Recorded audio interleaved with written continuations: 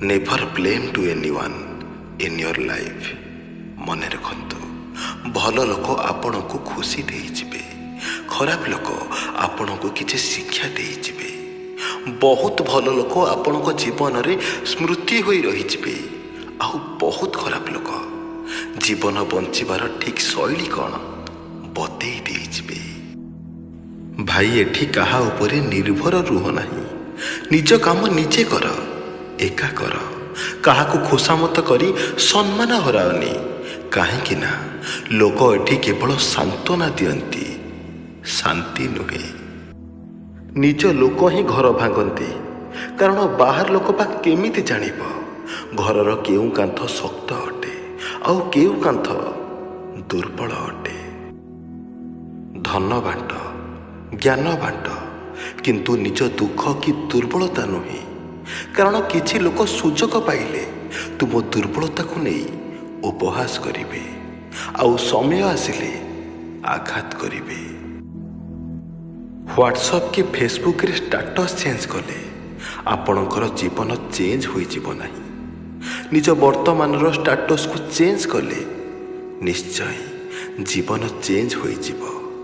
ସେଥିପାଇଁ ନିଜକୁ ଗଢ଼ିବାରେ ସମୟ ଦିଅ, ସମୟ ବର୍ବାଦ କରିବାରେ ନୁହେଁ। ହଁ, ଏହା ସତ ଅଟେ, ଯିଏ ସତ୍ ପଥରେ ଥାଏ ସିଏ ସବୁବେଳେ ନିଜକୁ ଏକୁଟିଆ ପାଏ, ଆଉ ଯିଏ ମିଛୁଆ ଲମ୍ପଟ ହୋଇଥାନ୍ତି ତାଙ୍କ ସହିତ ସମସ୍ତେ ଥାନ୍ତି। ସିଏ ବୋକା ହୋଇଥାଏ ଯିଏ ସରଳ ମଣିଷ ହୋଇ ମଣିଷକୁ ବିଶ୍ୱାସ କରି ଧୋକା ପାଇଥାଏ ଆଉ କଷ୍ଟ ବି ପାଇଥାଏ। ଆଉ ଯିଏ ସ୍ୱାର୍ଥପର ହୋଇଥାଏ ସିଏ ସବୁବେଳେ ଖୁସିରେ ରୁହେ। କିନ୍ତୁ ଜାଣିବା କଥା ଏହା କି ଭଗବାନଙ୍କ ଦରବାରରେ ବିନା ଓକିଲରେ ଦଣ୍ଡ ମିଳିଥାଏ। ସବୁର ହିସାବ ନିକାଶ ଉପରେ ଚାଲିଛି। ସେଥିପାଇଁ କ୍ଷଣିକ ଖୁସି ପାଇଁ କାହାକୁ ଆଘାତ କରନ୍ତୁ ନାହିଁ, କାରଣ ଯେଉଁଠିକି ଆମର ଆଖି ବି ପାଇବ ନାହିଁ ସେଠାରୁ କେହି ଜଣେ ଆମକୁ ଜୁମ୍ କରି ଦେଖୁଛି। ମଣିଷ ଶରୀରରେ ସବୁଠାରୁ ସୁନ୍ଦର ଅଙ୍ଗ ହେଉଛି ତାର ହୃଦୟ। ଯଦି ହୃଦୟରେ ଅଳିଆ ଭରି ରହିଛି ତେବେ ସମ୍ପୂର୍ଣ୍ଣ ଶରୀର ଯେତେ ବି ସୁନ୍ଦର ହୋଇଥାଉ କିଛି ଫରକ ପଡ଼େ ନା। ରାଗିଯାଇ କାହାକୁ ଏତେ କଠୋର ଶବ୍ଦ କୁହନ୍ତୁ ନାହିଁ ଯାହାକୁ ତୁମେ ନିଜ ପାଇଁ କେବେ ଶୁଣିପାରିବ ନାହିଁ।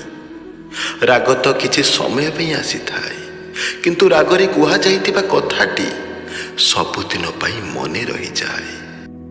ଖୁସିରେ ରହିବାର କେବଳ ଗୋଟିଏ ସହଜ ଉପାୟ, କାହା ଉପରେ ନିର୍ଭର ରୁହ ନାହିଁ ଏବଂ ଭଗବାନଙ୍କ ବ୍ୟତୀତ କାହା ଉପରେ ଆଶା ରଖ ନାହିଁ। ଭଲ ପାଇବାକୁ ତ ସମସ୍ତେ ଆପଣେଇ ନେବେ, କିନ୍ତୁ ପ୍ରକୃତ ସମ୍ପର୍କ ସିଏ ଯିଏ ତୁମ ରାଗ ଅଭିମାନକୁ ବି ଆପଣେଇ ନେବ।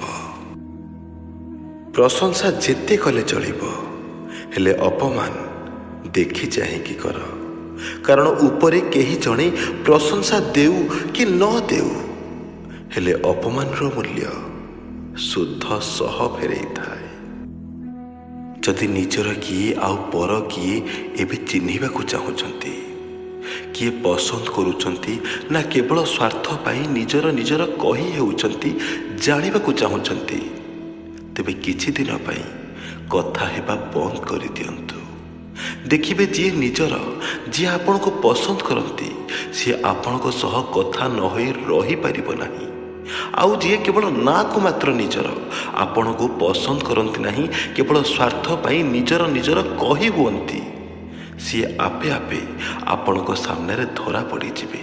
ତାଙ୍କର ସବୁ ମୁଖା ଖୋଲିଯିବ। ବେଳେ ବେଳେ ମଣିଷ ବଦଳି ନଥାଏ, ବାସ୍ ତାଙ୍କର ଅସଲ ଚେହେରାଟା ଆମକୁ ଆଗରୁ ଜଣା ନଥାଏ।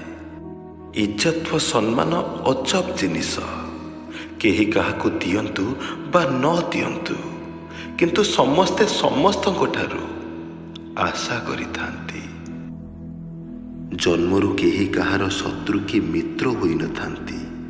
ଆମେ କରିଥିବା ବ୍ୟବହାର ଆଉ ଅନ୍ୟକୁ ଦେଇଥିବା କଷ୍ଟ ବା ଭଲ ପାଇବା ମିତ୍ର ଆଉ ଶତ୍ରୁ ଉଭୟ ତିଆରି କରିଥାଏ। ଶେଷରେ ଗୋଟିଏ କଥା କହିବି, ଯାହା ହଜିଗଲା ତାକୁ ଆଉ ମନେ ପକାଅନି, ଆଉ ଯାହା ପାଖରେ ଅଛି ତାକୁ ବର୍ବାଦ କର ନାହିଁ।